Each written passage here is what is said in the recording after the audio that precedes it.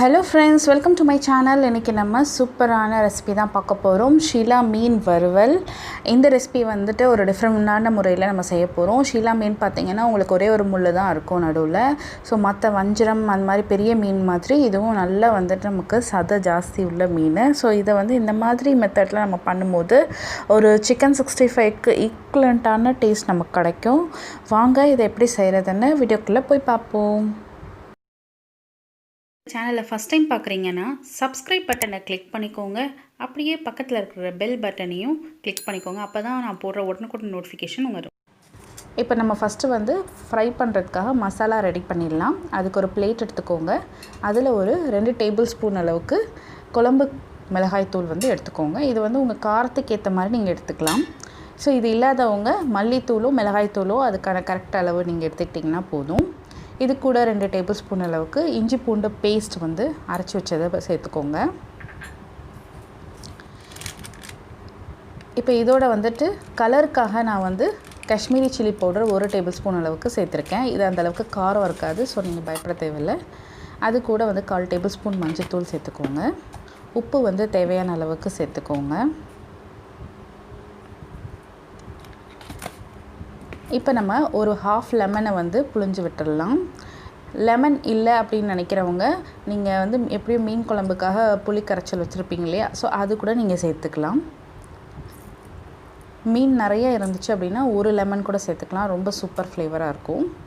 So இது எல்லாத்தையும் நம்ம சேர்த்துட்டு இப்போ இதான் வந்து நான் வந்து ரெடி பண்ணி வச்சுருக்கேன். மீனை வந்துட்டு மஞ்சள் உப்பு போட்டு கழுவி எடுத்து வச்சுக்கோங்க. அப்போ தான் நமக்கு வந்து அந்த பச்சை வாசனை, அந்த கவுச்சி வாசனை இருக்காது எப்போவுமே. ஸோ அதை வந்து கழுவி வச்சுருக்கேன். இப்போ வந்து மசாலாலாம் தண்ணி எதுவுமே விடாமல் அப்படியே வந்துட்டு நல்லா மிக்ஸ் பண்ணி விடுங்க. கையாலேயே வந்து நல்லா மிக்ஸ் பண்ணிக்கோங்க. சப்போஸ் உங்களுக்கு கொஞ்சமாக தண்ணி தேவை அப்படின்னா நீங்கள் வந்து புளி கரைச்சல் ஊற்றினீங்கன்னா பெஸ்ட்டு. அப்படி இல்லை அப்படின்னா நீங்கள் வந்து தண்ணியே கொஞ்சமாக ஊற்றிக்கலாம். இப்போ ஓரளவுக்கு நல்ல ஒரு பேஸ்ட் கன்சிஸ்டன்சிக்கு வந்துருச்சு. இப்போ நம்ம ஒவ்வொரு மீனாக வந்து எடுத்துகிட்டு நல்லா வந்து மசாலாவை ஃபுல்லாக டேப் பண்ணி விட்டுருங்க.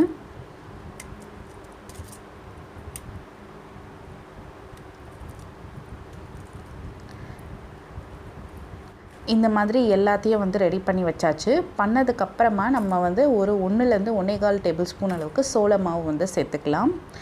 மசாலா சேர்க்குறதுக்கு முன்னாடியே நம்ம இதை சேர்க்கக்கூடாது. மசாலாவெல்லாம் நல்லா உள்ளே போனதுக்கப்புறம் தான் நம்ம சோள மாவு சேர்த்துக்கணும்.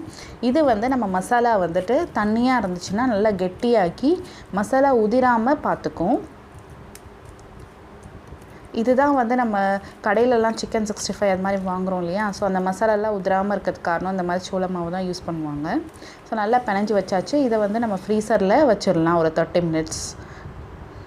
30 மினிட்ஸ்க்கு அப்புறமா நம்ம வறுக்க போகிறோன்னா அது ஒரு 5 மினிட்ஸ் முன்னாடியே வெளியில் எடுத்துகிட்டு அதில் வந்து ஒரு டேபிள் ஸ்பூன் அளவுக்கு அரிசி மாவு சேர்த்துருங்க. அரிசி மாவு சேர்த்து அதை வந்து லைட்டாக வந்து மிக்ஸ் பண்ணி விட்டிங்கன்னா நல்லா முறுன்னு நமக்கு வரும்.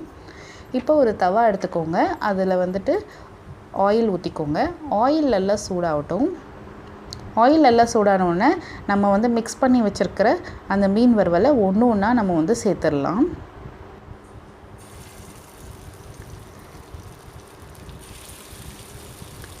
ரொம்ப கிட்ட வைக்காமல் கொஞ்சம் தள்ளி வைங்க. அப்போ தான் நமக்கு வந்து அதை ஈஸியாக வந்து ஃப்ளிப் பண்ணுறதுக்கு வசதியாக இருக்கும். இல்லாட்டி வந்து ஒன்றோட ஒன்று வந்து ஒட்டிக்கும். அதனால் தள்ளி வச்சு வறுத்துக்கோங்க. அதுவும் மொத்தமாக வந்து எப்போவுமே வறுக்காதீங்க. கொஞ்சமாக பேட்சாக பிரித்து பண்ணிங்கன்னா கரெக்டாக இருக்கும். சிம்மிலேயே வச்சு வருங்க. அதான் வந்து ரொம்ப நல்லாயிருக்கும். அப்போ தான் நமக்கு கருகாமல் கரெக்டாக வெந்து வரும். இப்போ நம்ம ஃப்ளேவருக்காக கொஞ்சமாக கருவேப்பிலை வந்து தூவி விட்டுக்கலாம். இது ஒரு 5 மினிட்ஸ் அப்படியே சிம்மிலேயே வந்து வேகணும். அதுக்கப்புறமா நம்ம வந்து மெதுவாக அதை வந்து ஒரு இடுக்கி வச்சு அப்படியே வந்து திருப்பி விட்டுக்கலாம். அது இல்லைன்னா நீங்கள் ஸ்பூன் வச்சு கூட பண்ணிக்கலாம். பாருங்கள், கொஞ்சம் கூட வந்து நமக்கு அந்த மசாலா உதிரவே இல்லை, அழகாக ஒட்டி வந்திருக்கு. இதே மாதிரி எல்லா பேட்சும் வந்து நம்ம ரெடி பண்ணணும். அவ்வளோதான், நம்மளோட மீன் வறுவல் வந்து ரெடி ஆச்சு.